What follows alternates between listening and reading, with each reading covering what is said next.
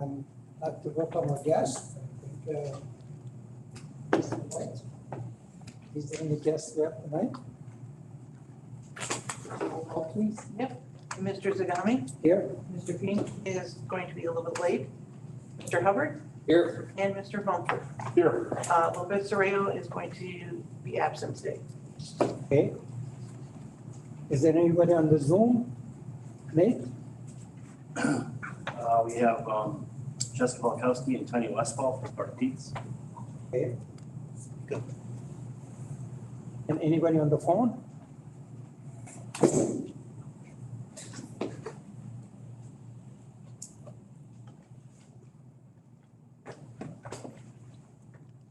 Approval of 8/9/21 Public Works and Utility Committee meeting. Or accept the motion. I'll make a motion. Second. All in favor, signify by saying aye. Aye. Opposed? I have it. Acknowledge work product transmittal. There were none. No. Item referred to the committee by village board. We don't have anything this month. Educational presentation and report. Not right now. Okay. Resolution and ordinance or ordinance, resolution number 2021-024, Zenzer Street Utility Extension. Final resolution. So this would be the final resolution for the Zinzer Street Utility Extension Project, which extended utilities south of Weston Avenue, primarily to serve the Crane Meadows Golf Course with water and sewer infrastructure. The final assessment rates were calculated based on the final project costs. So the assessment rate was calculated, then per the authorizing resolution, the final assessment rate is the lesser of the two between the original estimate and the calculated assessment rate. So the table up there, Nate, if you want to click off the where it says the meeting is being recorded.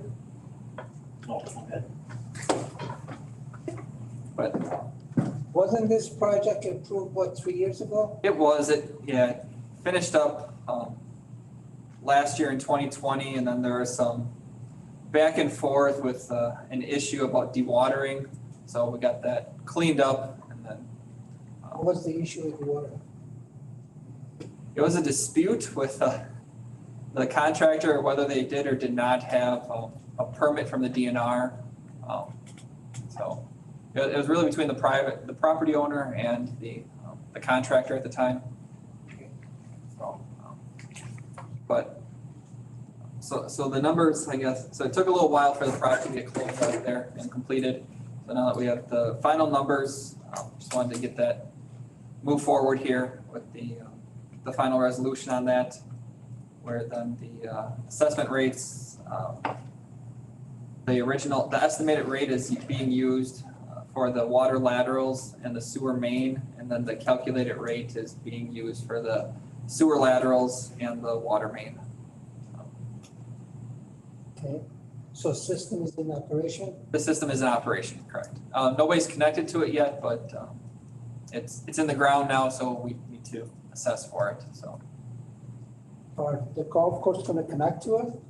They have plans to, that was the whole reason for starting the project in the first place, is they're going to be building a new clubhouse, so I guess whether they connect to it or not. I did speak to Dan Wylup, the owner, in the last 2 weeks or so.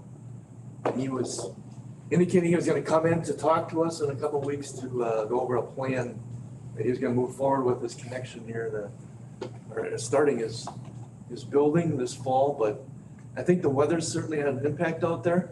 You know, if you've been by there, half the course looks like it's been underwater this summer.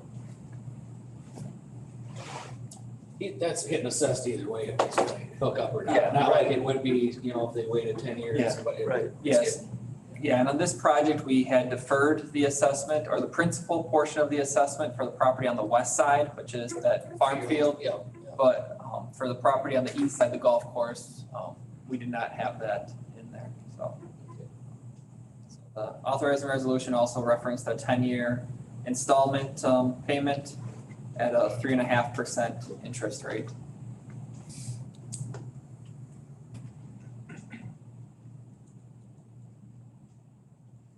Okay, any question?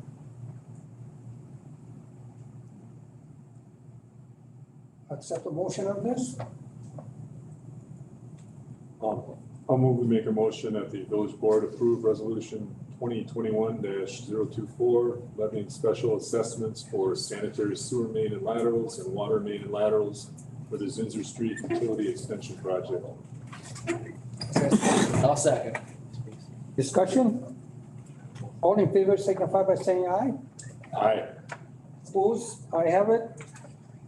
Item 6, CIP update. Marco?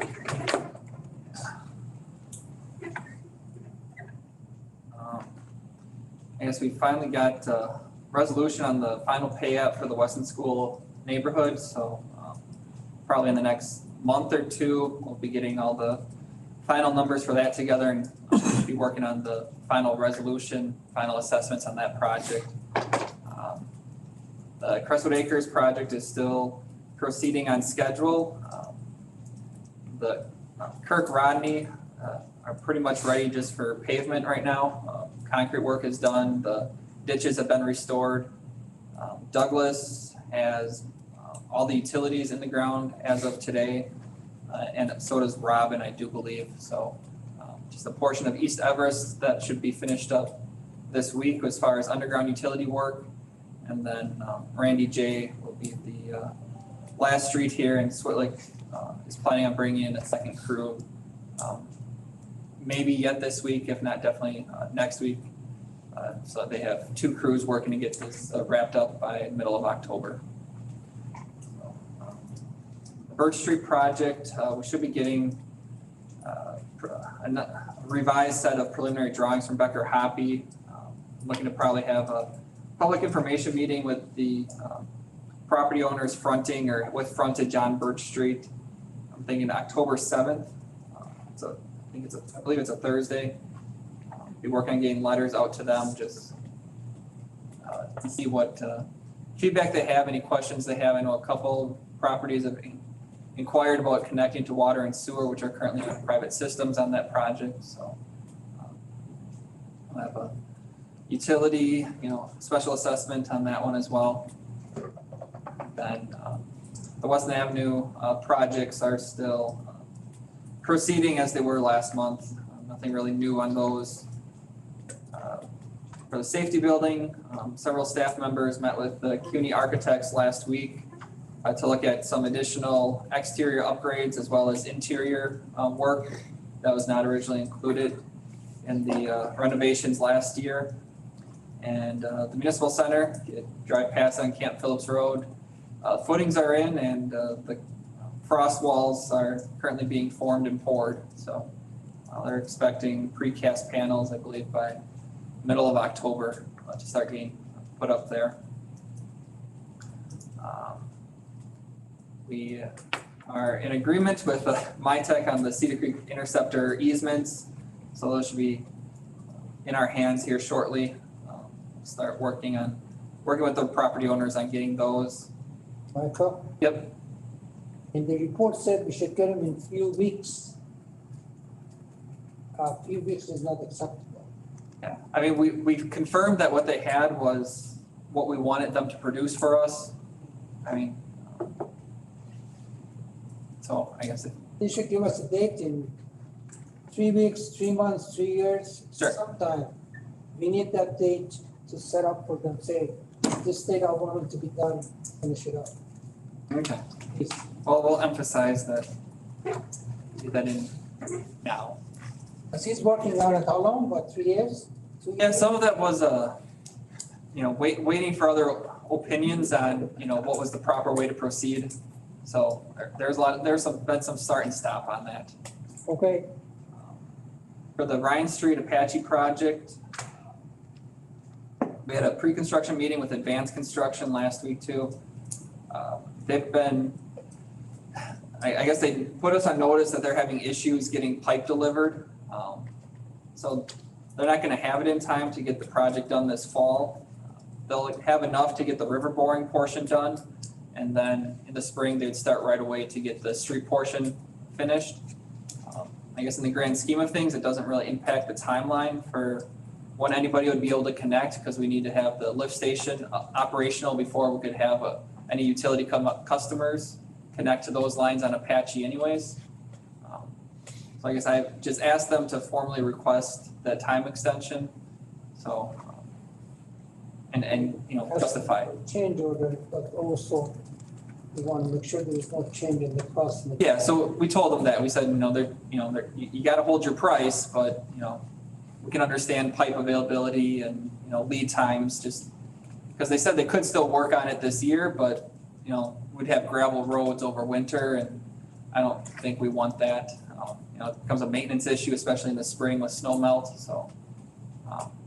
My preference was they just hold off on the underground work until, late April, May next year. For the Tiny Tricia lift station, Pember indicated they'd start working the week of October 18th. And then we received official notice from the PSC on wells 7 and 8 that they have received our complete application. So that starts the clock now on their 128 days for project review. So hopefully we get an answer sooner than 120 days from now, but we at least know that they're looking at it, reviewing it. I guess it's kind of the summary on where we're at with the ongoing CIP right now. Okay, What's the Ross Avenue Bridge? What is it? Or, no, where is it at on completion? Because I thought they were gonna be done and have the lights down and, no?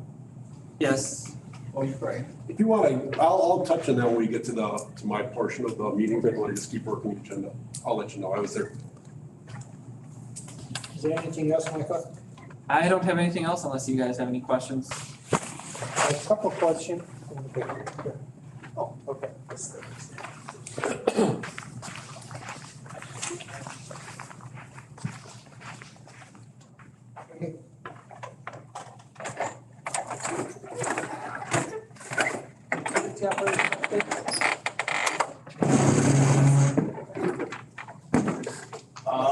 Yeah, the guy's still working on lots of locates coming in. Have a number of work orders as well. Mostly some of our MXU reads, get some updated numbers for our meters. Michael touched on the SCADA portion. We've been in communication with AECom as part of our well 7-8 construction. Some of our water items, last month we did have a bad sample from one of our wells, our carry well. We had to shut down and have municipal well come in. They did a quick chlorination, got our safe samples back, and we had to be on Rothschild water for, it was just, I think just shy of a week. But that's all cleared up. It is kind of a ongoing maintenance operation that we've been kind of communicating with an outside engineering firm with maybe some more frequent cleanings of that well, just to make sure we don't have to switch over to Rothschild unannounced like this. So hopefully we'll try to have a better plan, maybe going in next year, get something maybe midsummer. Some of the rain might have had a little something to do with it, but it's hard to tell when we don't have any hits on anything and then we just get one out of the blue. So we did have a little maintenance on that well last month. A few of our wells did have a few repairs to some chemical feed lines. We were able to get our large meters inspected and calibrated. For our hydrant and valve stuff, we finalized our valve replacement locations. All parts are actually in.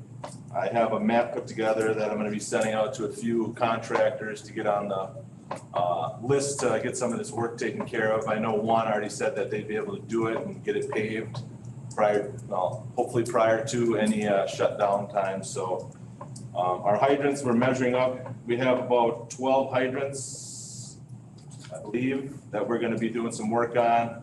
About 9 of them are gonna be a digless option where we won't have to actually do any excavation to repair them. We have 3 that will need to be dug, so we'll be finalizing the order for that, I believe tomorrow. We're doing the final measurements. Our sewer jetting for our sanitary system was completed last month. Guys will be probably getting after some of our lift station cleaning here in the next few weeks potentially. We did do some televising. I should say, we had some televising done on the Crestwood Acres project by a contractor. We do have our guys out doing some sewer televising in the annexed area just south of the highway in Rothschild. From what they gathered today, we may have some areas that are in need of some lining, so that's kind of what we're after. There was about 11 private well permits issued last month. Miscellaneous activities entered our monthly data. Working on the emergency response plan soon. Hoping to get, now that we have kind of our hydrant repair list, going to get together our hydrant RFP to get out to a few contractors here to get some numbers. Manhole rehabs were awarded to Visi Sewer. It sounds like they won't be able to get after it this year, so we'll be having that, we'll be on the first part of their schedule for next spring. And we are working with Clark Dietz on a sewer lining project. I guess we're gonna be meeting with them a little more to kind of break up, kind of identify an area from Meadow Rock, I believe, on Camp Phillips, kind of running down Camp Phillips to Shorey Avenue, a stretch of our sanitary sewer that we want to get lined going into the next year or so. For contract work, Michael touched on most of the projects. And we're also working with Clark Dietz on getting a scope for, we have a few meter pits that we have for our mobile home parks that are currently below ground that we'd like to get above ground so we don't have to have confined space entry in order to change out the meters and calibrate the meters. So we're working on that with Clark Dietz here and should hopefully get a scope soon. And I believe that should wrap it up for me. On the end of the report, we still have our customers data for the month, kind of our water pumped throughout our system, lift station hours, and some of our wastewater flows. Any question? Josh? Okay, thank you. Street operation update? Yeah, I'll start with the bridge. Basically, where they're at now, the deck repair has been done. One of the things, I know I had touched on this at the last meeting, that bridge deck has a double epoxy overlay with rock. I sounded it in March. It's not rocket science. I don't know if you guys ever sounded a bridge deck, but it's basically you take a hammer or a drop hammer. Some people take chains, but I don't like them. It's hard to get an exact sounding when you're trying to go through that 1/4-inch thick epoxy. I sounded it, painted it. We put it out with the square footages, and basically what happens is when you remove the epoxy and start hammering on it, you'll hear it. You can hear the delamination. It's usually between the top layer of rebar and the concrete. So in a nutshell, what happened is the patches grew, okay? So we've got more deck repair that's happened on that bridge.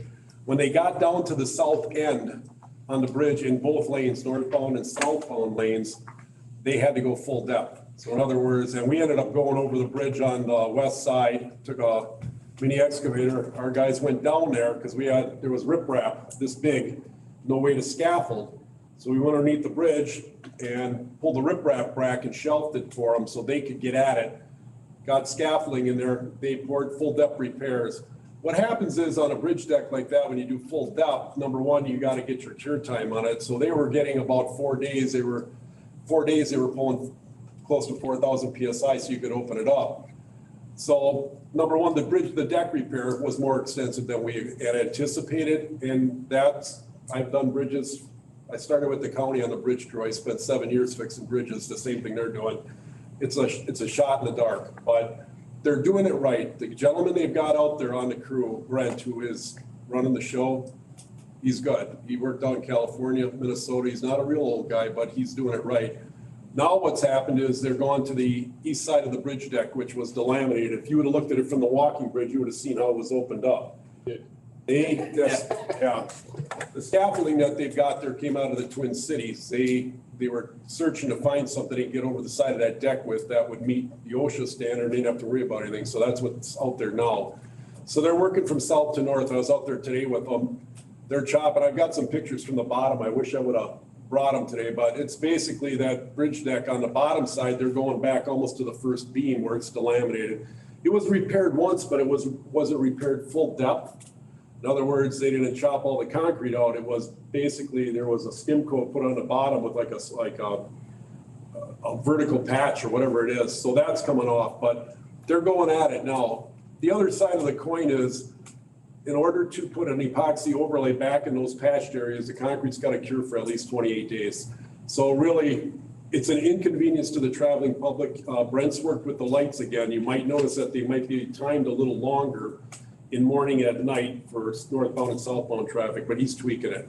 So they're out there. I don't anticipate that they're going to get that edge ready to go to pour by the end of this week. I don't know. He worked out there Saturday on it because you can only fit 2 people on the scaffold over the other sides, you know, because they're just taking 1 bay at a time.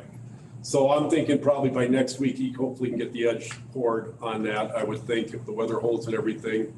And then they'll be sitting pretty good after that. It's just strip, rub out the edge, cure time, and then they're gonna epoxy the patches on the deck. So it is what it is. Projects, Barbican Avenue, American Asphalt's gonna, oh, I'm sorry. What's the timetable? What is the timetable? He gets that bridge deck poured. They'll need the scaffold probably to strip their forms because they've got to form the bottom side with the soffit. I'm anticipating probably 2 weeks. Well, they get a pour on it beginning of next week. Hopefully, they're gonna have to let it cure for a little bit, probably before you can strip forms a few days. I would think hopefully by the end of next week, they would have the forms off. If the weather holds, we don't get a lot of rain. Then after that, it's probably just, I'm assuming they'll open it up. When it comes to the epoxy, they've got a shot blasted. I don't know, they might be able to do that just under flagman. I've got to talk with them yet about it. So it'll probably be a couple of weeks in. I'm thinking we're going to be under signals. He can turn the signals off for the weekend if they're not going to work there. But knowing him, or if they're getting close, he'll probably keep at it. Sure. I can get you guys an update on email at the end of the week on the projects to everybody and let you know where we're at. That would be great. And also, the other question I have is, any idea what's the increase in the cost of the project? I can measure the square footages up on the deck repair. The outside edge was just bid by, it's 176 foot long, and it was to repair the edge. That should be a static number. The square footage on the patches, I can get something, and I can, like, if you want, I can email it to you guys too. It's a matter of me just measuring them up. Just like that idea, you know. I don't want to guess shoot from the hip right now. I don't have those numbers in my brain. All right, thank you. I'll just give you the updates on the other ones quick. You probably know, just Barbican Avenue, American Asphalt is going to start milling tomorrow on the roundabout. They're going to do the westbound lanes. They're going to mill it full depth, lay the binder. PGA is going to come in and raise the manholes. We've got to raise the water valves. Then they want to surface it.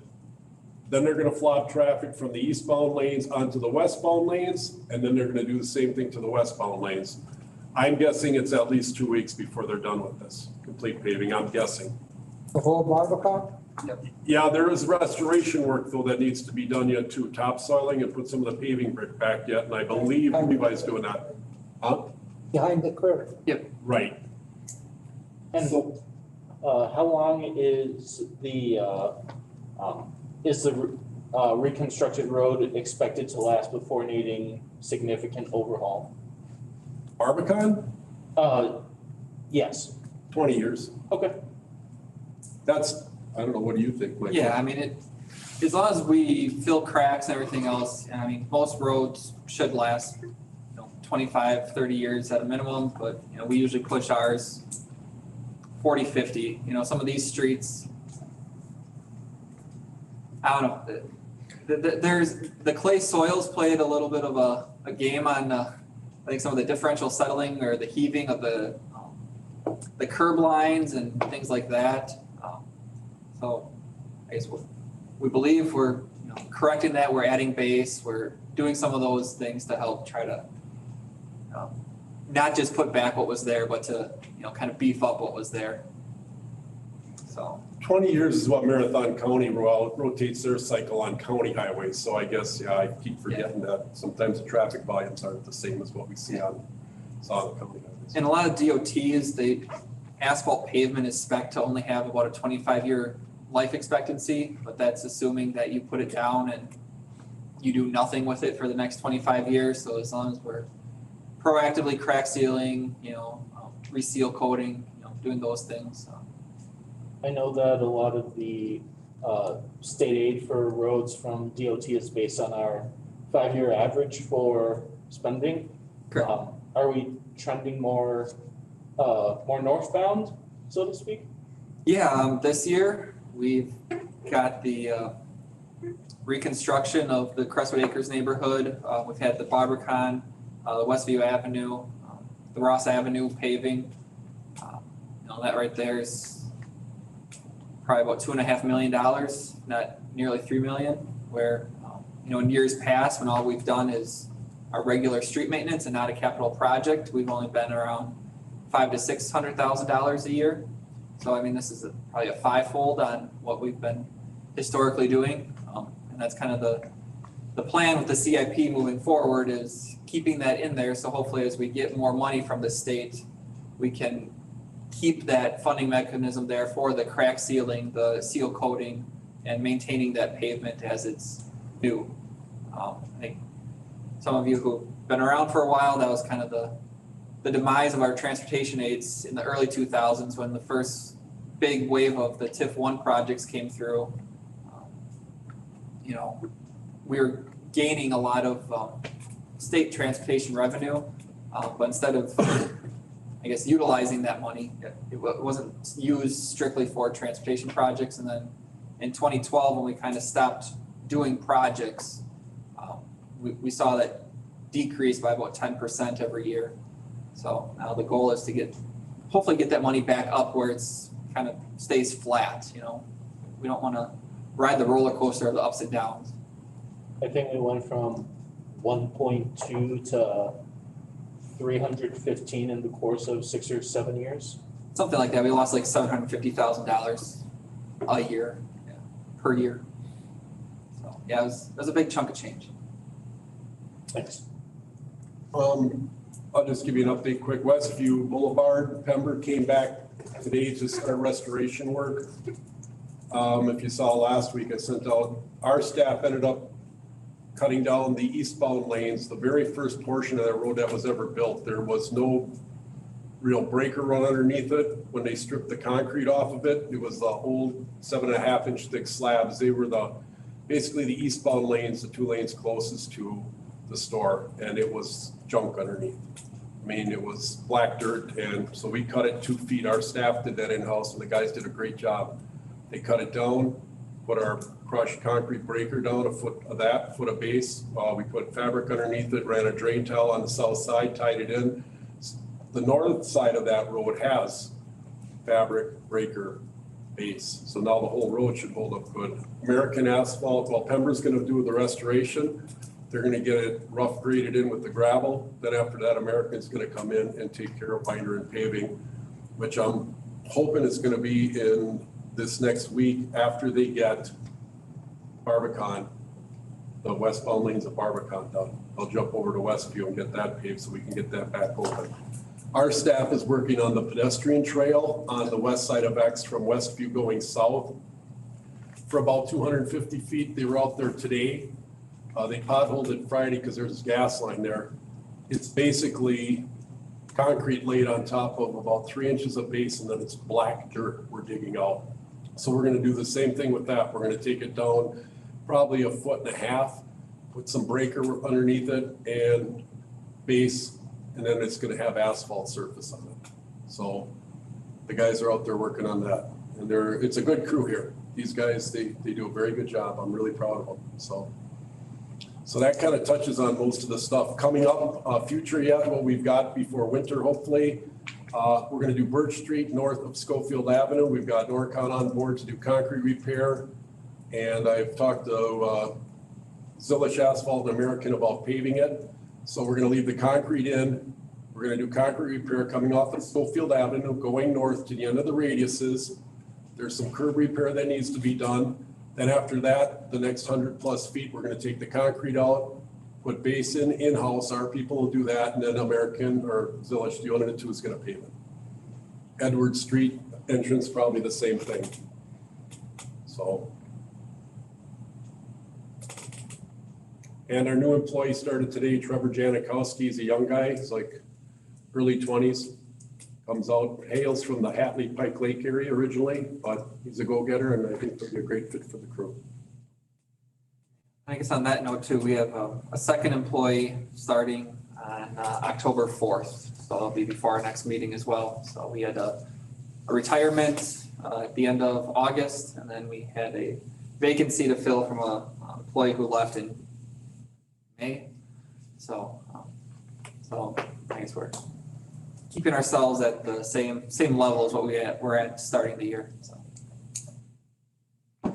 Any questions, gentlemen? All right, thank you. Policy discussion and recommendation.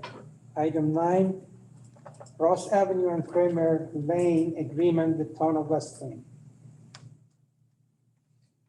Yeah, so in 2019, we were working with the Town of Weston on an intergovernmental agreement for the reconstruction of Ross Ave on between, I guess it would be kind of Powers Street to the north or Riverbend Road to the south, and then heading east to Kramer Lane and then north through the kind of past Mock Miller Park there.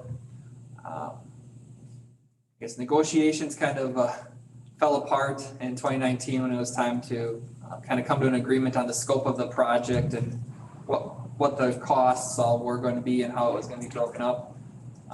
During that time, the town did put in a grant to repave the part of Ross Avenue, which was strictly in the town, which was from Paul's Ave to Kirsten, which was about 1.1 miles, which was in the initial agreement.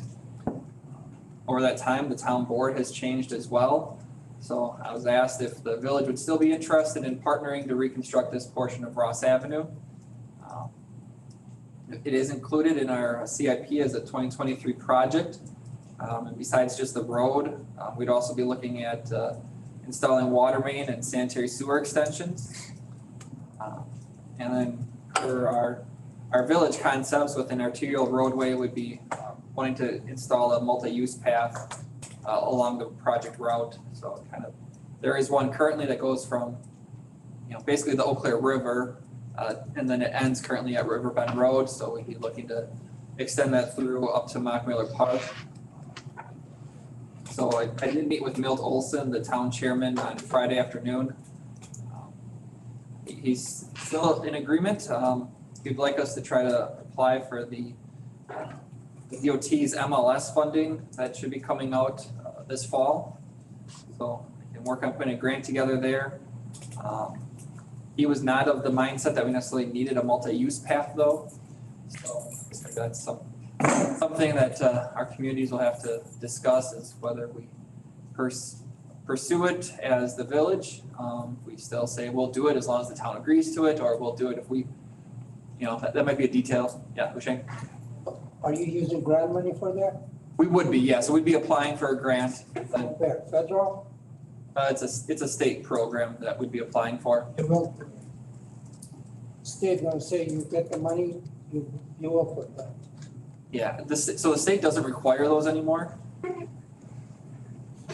Okay, Yeah, they used to, but now they don't. But so I guess that's one point there. how did you come up with that percentage? That's just the percentage is based on how much of the roadway fronts each municipality. So for the first 1/10 of a mile, it's entirely in the village of Weston. Right. And then for the next half mile, it's the south half is in the village, the north half is in the town. And then there's a 1/4 mile where the entire right of way is in the town of Weston. And then I think it's another 1/4 mile then where it's half in west half is in the village and the east half is in the town. So that's how I got the what it ended up being like a 46-54 roughly percentage. And then, we did discuss putting a roundabout in at the Kramer-Ross intersection, which sounds like that was another sticking point back in 2019. Village's stance is we believed a roundabout was the right intersection design there, and the town at the time did not think that a roundabout was appropriate. Sounds like that has changed, and they would now be supportive of installing a roundabout at the intersection of Kramer and Ross. So I left that as is, as a 50-50 split, because that's what we had back in 2019. So, Anything else on that? no, I guess if I, start working on getting a kind of some of the grant information together. The DO, it was a program that was approved or signed it with the governor's budget, the state budget, I guess, this past summer, but there hasn't been any formal application or so out there yet for, us to fill out or submit. So my guess is if it ends up like last time, it should be coming out late October, early November. But we just wanted to get ahead of it and work out any kinks or any other agreements that we need to have in place ahead of time. I think although a state may not ask for the multipurpose lane, but when they do ranking, I believe they consider it. I can tell you they do consider them planning over here before they go to the state. Yep. So it will happen. One way or other is going to affect the project. Yeah, I mean, so if that's something that, I told Milt that's probably a non-negotiable for us, we want to include it. I think it's going to help out. Yeah. Right. Which side of the road would you? Well, it's currently on the south side of the road, so we'd probably keep it on the south side. Well, it's also the village's side, through that stretch, and then I guess once you get to Kramer, probably put it on the west side, just, so since the park is on the west side. See, that's the cross to the. Yeah, we'd have to cross the road somewhere. Yeah, so I was curious how you're gonna handle it. Yeah. Okay, At this any other point, question? Are you finished with that? yeah, I guess so. Just if anybody has any other questions or things that we want to, I guess one of the items was, what kind of time frame do we put on this? If we submit a grant and then we don't get it, is it something where, the agreement becomes null and void until the next grant cycle, or how we want to kind of handle any wording in the agreement in regards to that? Because it sounds like the town may not have the financial means to take on the project unless there is grant funding behind it, so. Okay. Thank you. Item 10, SCADA system design contract. We need to make a motion on that. Yeah, I think What we do do. we? Yeah. Yes, I do. I apologize. Cool. I do accept the motion on the Ross Avenue and Kramer Lane agreement with the town of Weston. I move to recommend the draft agreement to the village board. I'll second. Discussion? Do we want to include with the recommendation that there be a walking path or a multi-use path? Yes, please. I can accept that as a friendly amendment. Okay. Is there anything else? All in favor signify by saying aye. Aye. Teresa, did you get that? All right, thank you. Item 10, SCADA design system contract.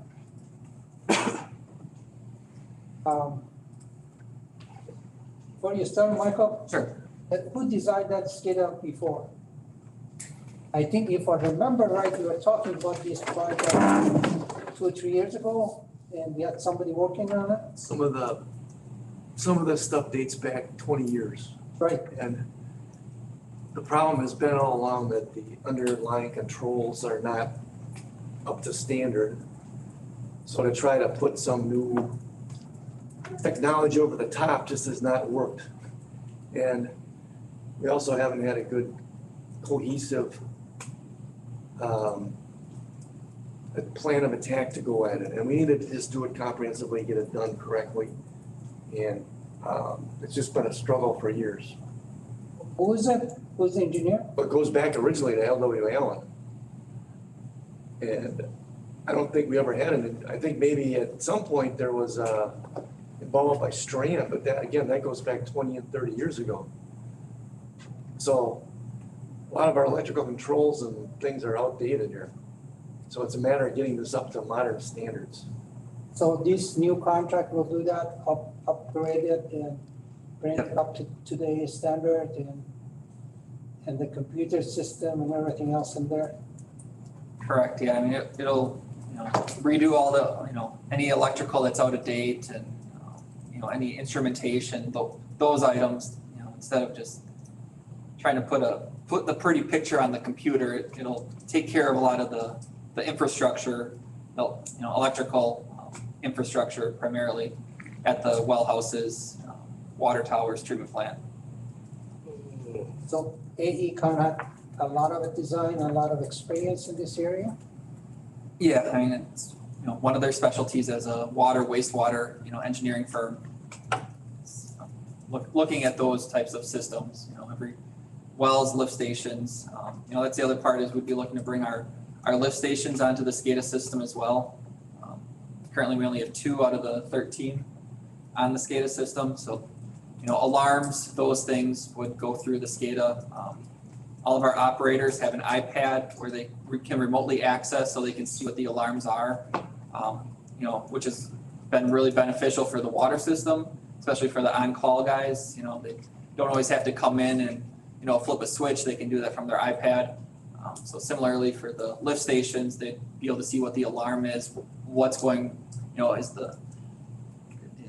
something stuck? Is the water level too high? Did a pump fail? So be able to give us even, you know, some of that data too. So hopefully we can see better as a pump is maybe starting to falter, fail. You know, if it's not pumping as many gallons per minute as it used to, you know, we can graph those, trend those better with that information. As we went through our water master plan update, there were sometimes holes in our data where our SCADA system just wasn't recording.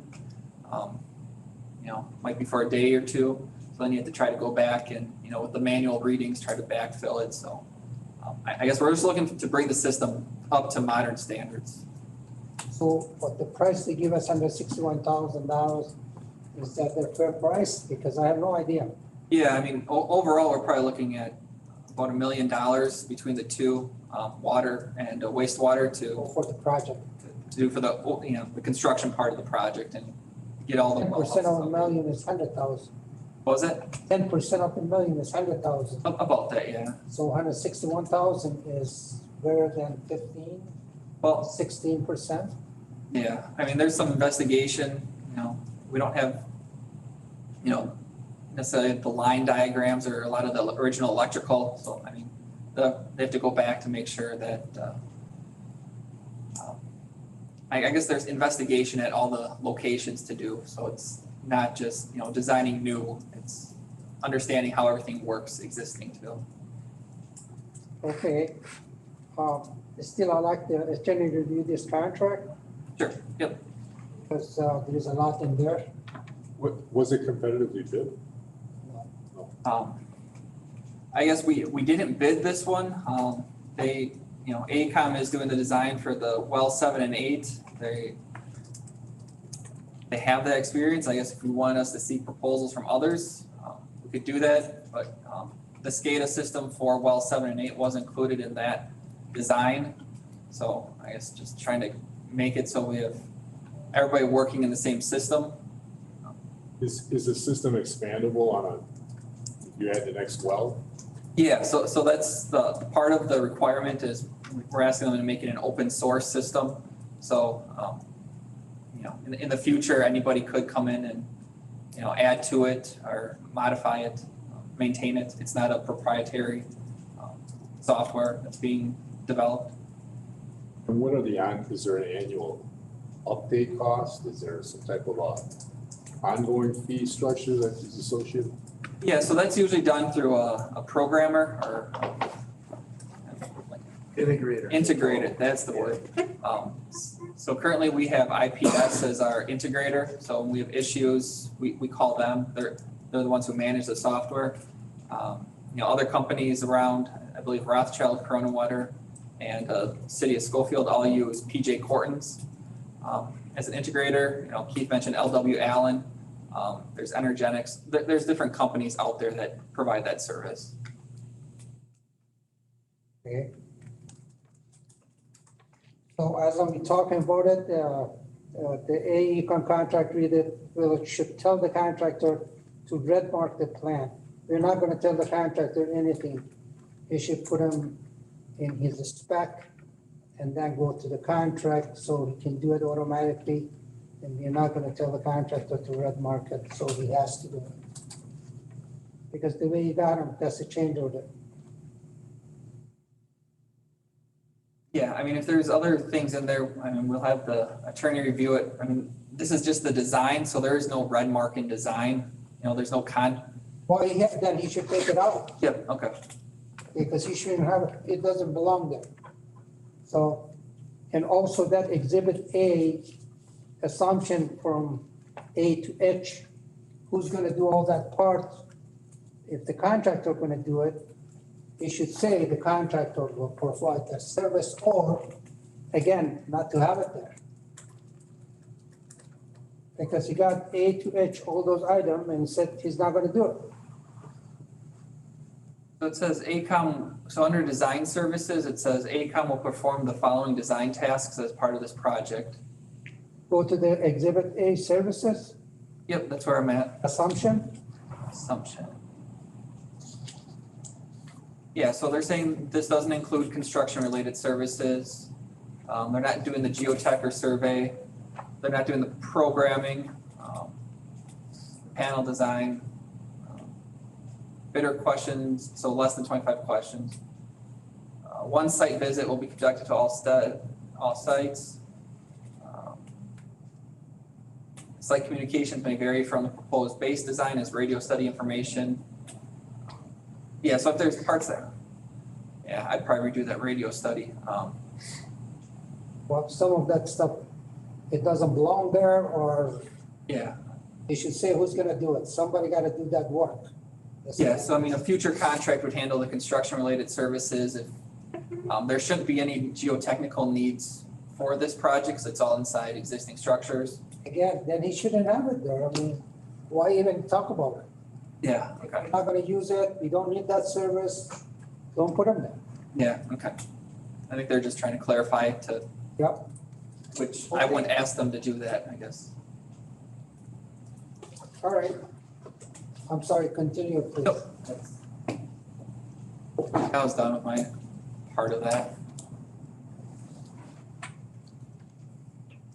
Okay, you're done with that then? I think so, unless anybody else has other Okay. questions or. Then I'd rather see not to approve the contract unless all this corrected. Yeah, I mean, we can have them just try to remove those. That's, And the attorney review it and then, yeah, I mean, if you look at the stuff, item 31, where it goes through the special terms and conditions. Yep. All those were items that Attorney Yeedy recommended be added to the contract. oh, he already reviewed it. So he did review that portion, yes. Okay. Well, I gotta tell you one thing. We can't rely on the contract, on the attorney to talk about the design on the project because he has no idea. Yep. He can talk about the legal issue on the contract, but not the design part of it, like the geotechnical work or redlining the plan or whatever. Unless he got the knowledge of the construction and he can do it. Yeah, so if there's other items you want me to go back to AECom and ask them to just remove or delete from that, we can do that. Yep. Okay.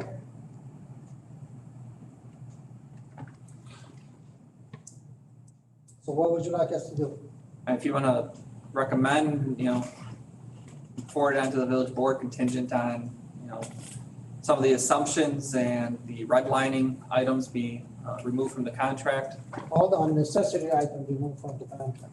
Yeah, I mean, anything that's, doesn't need to be mentioned, just, you know, I mean, I guess in my opinion, they're clarifying that the contract doesn't include those things. But I don't think it hurts that it's in there, but we can have them remove it. Okay, gentlemen, what's your wishes?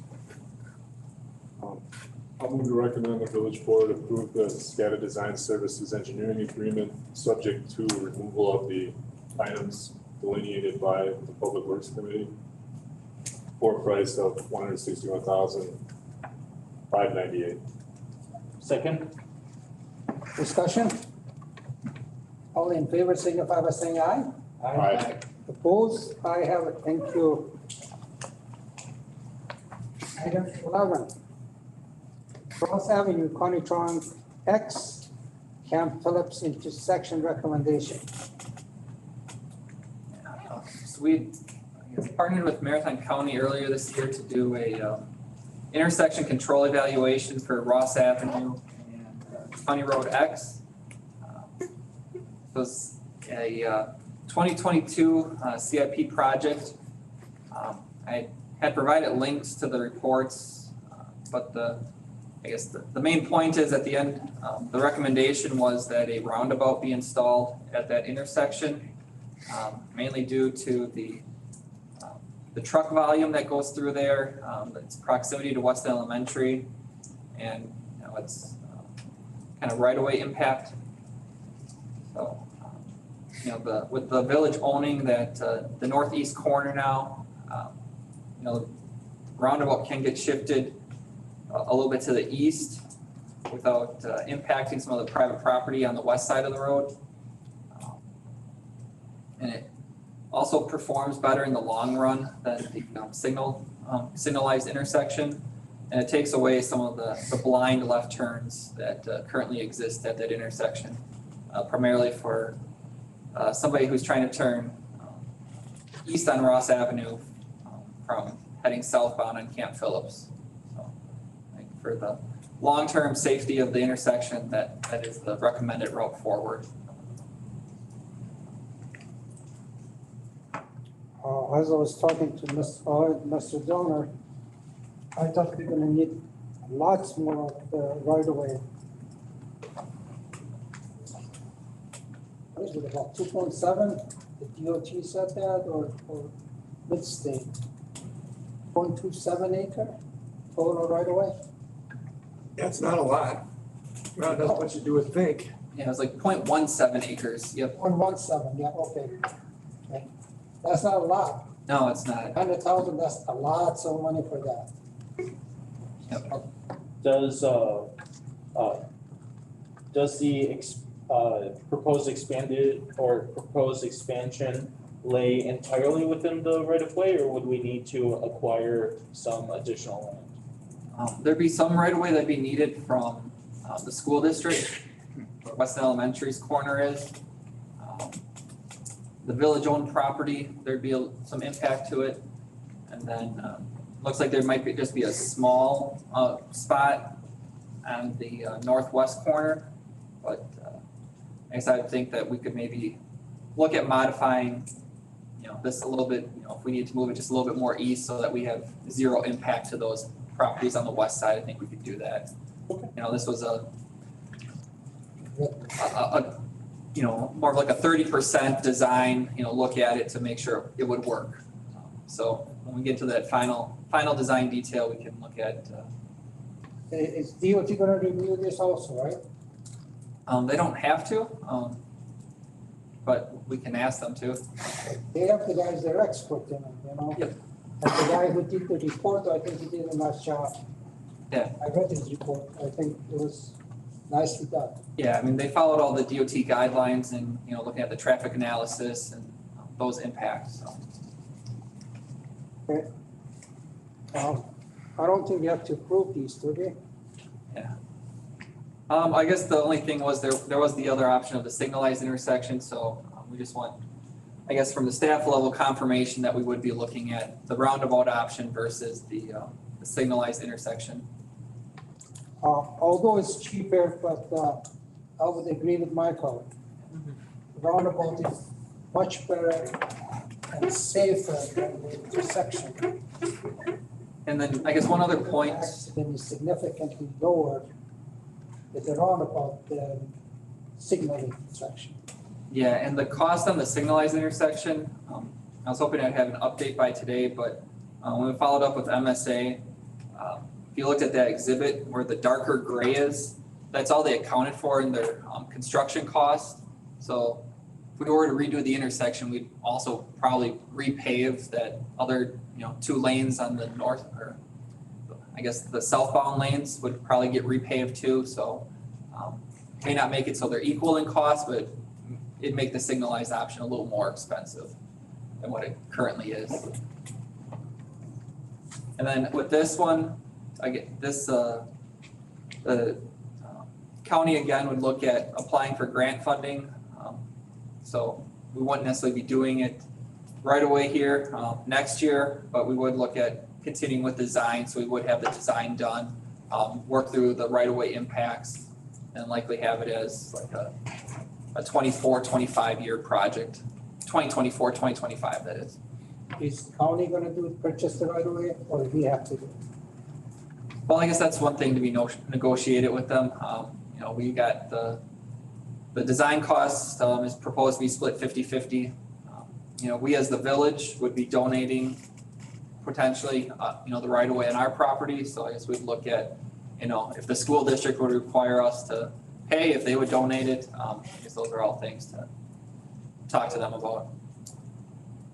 It would be, I don't know, maybe we should let the county do the negotiation. Sure.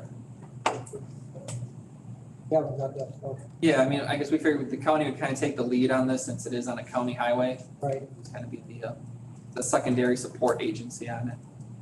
So I accept the motion to recommend right away, recommend the roundabout for the intersection of Ross Avenue and Camp Phillips Road. I move to recommend the roundabout plan to the village board. Second, Second. discussion? No discussion, all in favor signify by saying aye. Aye. I have it, thank you. Item 12. Tanya Tricia left station easement.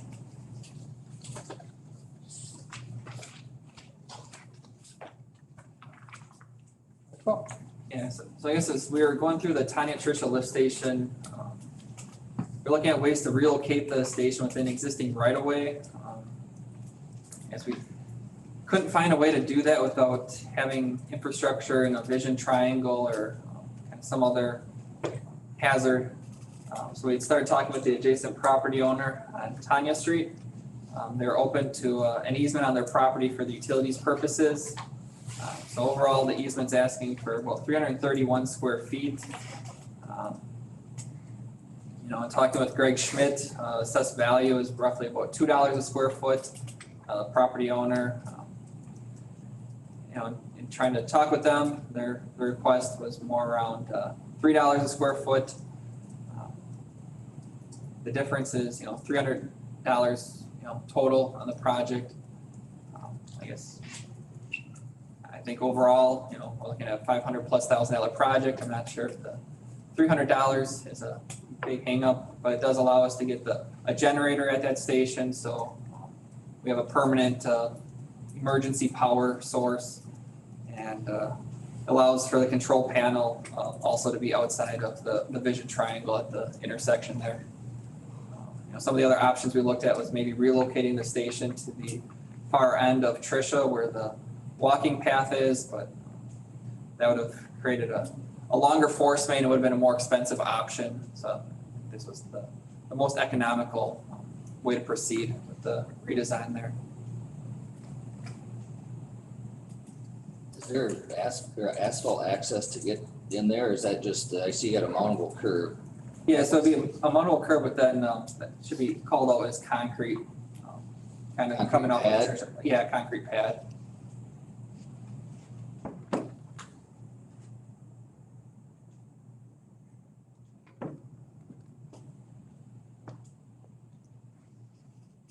Any other question? What's your wish?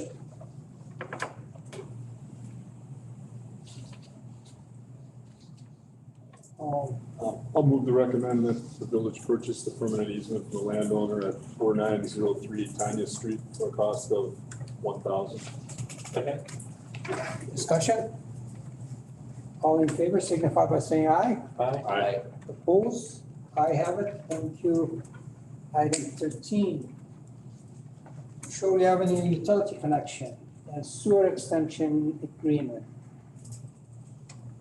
I can give a little background on this one, I suppose. So we were contacted by Chad Gums. And he was inquiring about the current utilities located along Shorey Avenue, just east of Cedar Park Street. He was interested in acquiring a property there.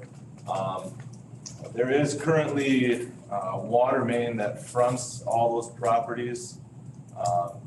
Mr. Gum was interested in having utilities run from Cedar Park, or excuse me, there is also sanitary that runs up Cedar Park. And there was an extension that brought the sanitary sewer to the north side of Shorey Avenue with just a manhole there. There are currently the homeowner at 2112 Shorey Avenue, former Below property. They do have sewer and water service. They have kind of a private sewer lateral that is going into the existing manhole on the north side of Shorey there. So Mr. Gums was hoping to have the sewer extension to the property. It's approximately 230 feet to the east. And I guess one potential hang-up that we found was that a Below agreement, there was which is attached, that states that once sewer is available, extended in front of their property, that they would be forced to connect to the sewer system once it's available. This agreement, I believe, what did it say, 2009, stated that they'd be obligated to hook up to the public sewer line once, and the existing lateral should be abandoned. I guess we were hoping to try to track down some final assessment details for some of that property there. I haven't found, I was trying to track it down today. I didn't get, I guess, the final numbers on it. So Mr. Gums was aware that, he would be having some of the expense. I'm not sure. Michael and Keith can probably touch more on how we've handled some of these in the past with some private developers and how we would be assessing. Yes, another issue was that I believe the Below property was sold at the end of 2020. So there's a new resident living in that home as well, which, speaking with Mr. Gums, he hasn't approached them at all with any discussions about his wishes to potentially purchase or extend the sewer to the property he's looking at. So I guess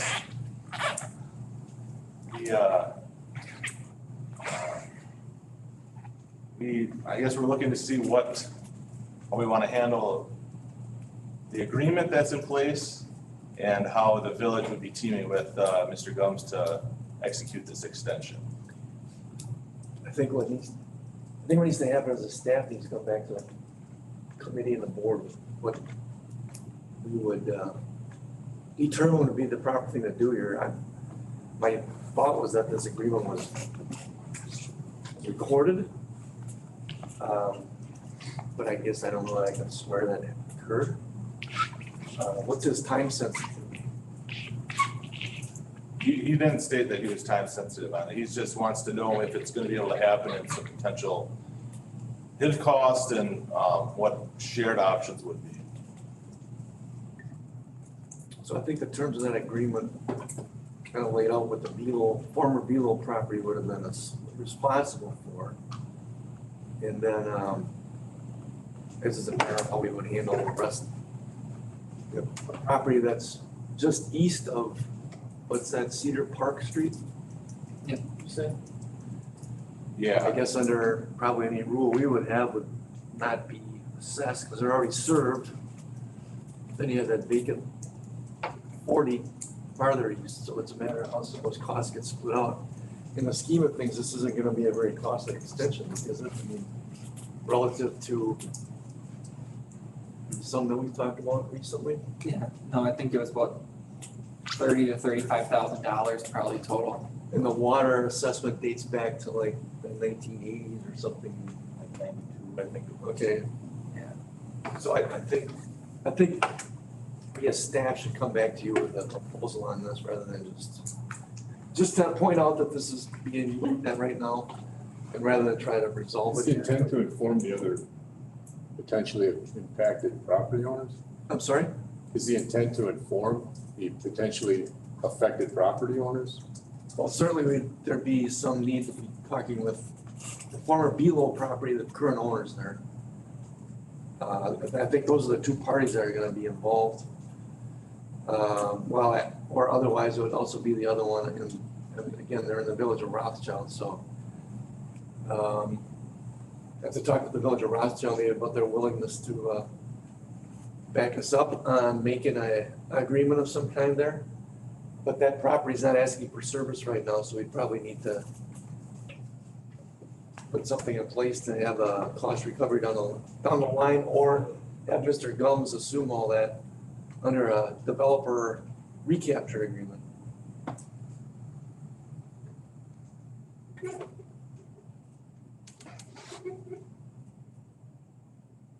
So I guess unless it's time sensitive, I think we should. Yeah, we're hoping that we would have found more information between Friday and today to hopefully bring to you. But, did not track it down yet. So yeah, I guess more of a informational, this is something that's being worked on. Okay, Mr. Bishop. Wait for them to come. You can just defer it. To defer? To which one? Yep. I'll make a motion to defer until further information is obtained and move the item to next month. Second. Discussion? All in favor signify by saying aye. Aye. Opposed? I have it. Thank you. Item 14, 2022-2026 CIP project discussion. Yes, Michael. Yeah, I guess. That mark a lot of it. Yeah, so I'm just trying to keep this thing updated here, hopefully, and my goal would be next month have a version to try to get approved, adopted. You know, as we mentioned, some of these grant applications, a stipulation is the project has to be identified in a 5-year CIP that's been adopted by your governing body. So trying to work out some of these kinks, make sure we get things finalized moving forward here. So next year, as I mentioned, we had initially had the County Road X Ross Ave intersection in there as a full design and construction project. Again, similarly, the county did indicate it, you know, they prefer we look for grant funding initially, see what we can do. So I left the design costs in, or our portion of the design costs in, but then removed the rest of that construction cost. So then to try to keep it so that the general fund each year was about $3 million. We did add in the public safety building, some of those additional upgrades that we're looking to do. I was notified by our mechanic staff that one of our end loaders is looking like it's nearing the end of its current useful life. It's got some cracks in the engine block. So if it were to go down, you know, we could repair it, but sometimes you weigh the repair, you know, probably a $20,000 or so repair on a piece of equipment versus, you know, saying, okay, it's probably time to let it go and move on to a new one. So I added the end loader back in on the back end there, and then to try to balance it out, I put the Shorey Ave repaving from X to here, and we did do some patch paving this past year, but I think that would at least get that section of roadway moved up. So it's just kind of shuffling some of the projects on there as one got dropped down, bringing other ones up. So it didn't change anything in 2023 or 2024. The Ross Ave intersection, then construction portion of that shows up in 2025. Then, oh. And it must not have highlighted the Ross Avenue one. Oh, I left that as a, never mind, I left Ross Ave as a 2023 project as is. So really, it was just that Camp Phillips Ross Ave project. By moving that out of there, just trying to backfill the rest of those projects in. Nothing too crazy or major, but just wanted to keep you updated on what's different on this version than what maybe we saw last month. So next meeting, we get the final. Yeah, I guess that'd be my goal is in October, it'd be the final version and we approve that, you know. I kind of wanted to get through some of these agreements with the county, the town, to try to have a more realistic timeline. So we don't have to take action tonight. You don't have to, no. It was just there in case you have any other questions or. Any question? Nope. Okay, future item, next meeting. Monday, October 11, 2021 at 4:30. Monday, November 8th at 4:30. Monday, December 13, 2021 at 4:30. And Monday, January 10th, 2022 at 4:30, 2022. Wow. Okay, item 16, topic for future meeting. Discuss some of them tonight. So we can have them on the agenda. Then item 17, remark from administrator, Mr. Donner. Just for the committee's information,